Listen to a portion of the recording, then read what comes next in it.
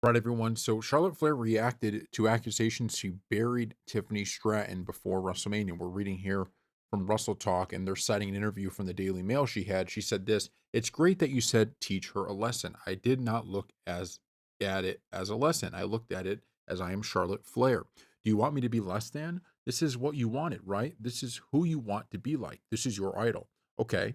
So 2019, Trish Stratus wanted to come back, and I kept thinking to myself, Trish Stratus wants to come back and wrestle me. Oh, I have to be as good as she thinks I am. Like, I can't be less than. Charlotte Flair is that good that I have to come back.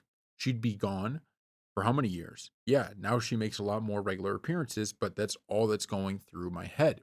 This is a similar situation. I'm going to be as good as everyone thinks I am. And now I feel like I'm even that much better because 2024 did kick my ass and it did give me the clarity and it did light the spark. Like, no, my career is on my time and I'm coming for everything. I've done my homework. WrestleMania is the easy part for me.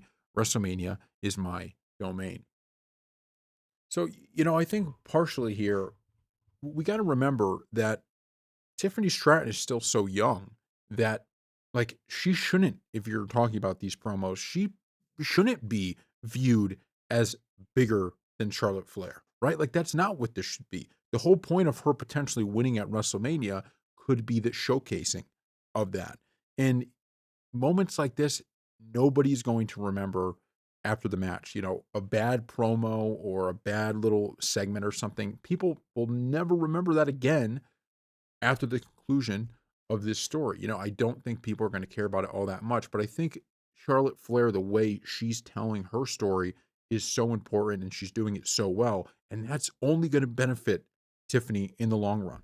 You know, the bottom line is, as much as it's same thing with like John Cena, right? When John Cena was on top for so long, and he's brought this up in his promos, right? When he was on top for so long, the fans got sick of him, right? You would just hear him and how they were chanting, but they weren't really sick of John Cena.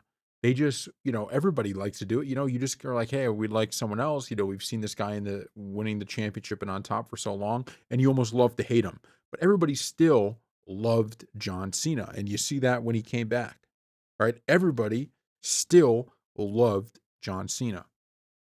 So from that standpoint, it's similar with Charlotte Flair, where she's such a big star that she has to play this character. She's people love her, people hate her.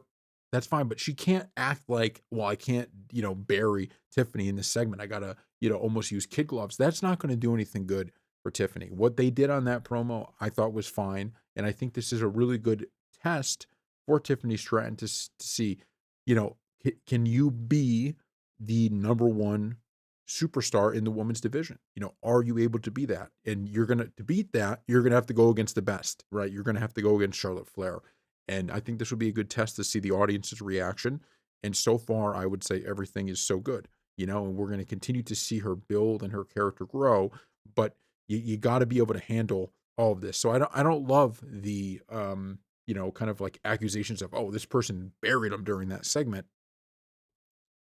Tiffany's gonna have to overcome all of that, and honestly, I didn't think it was that bad for her to begin with, so thank you all for watching, and we'll see you next time.